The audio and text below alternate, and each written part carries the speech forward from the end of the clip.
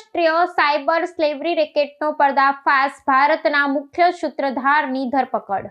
સૌથી મોટો સાયબર સ્લેવરીનો ગુનેગાર નીલ પુરોહિતને પકડીને ગુજરાત સાયબર સેન્ટર ઓફ એક્સિલન્સની ટીમ દ્વારા એક ખૂબ મોટું અચીવમેન્ટ પ્રાપ્ત કરવામાં આવ્યું છે।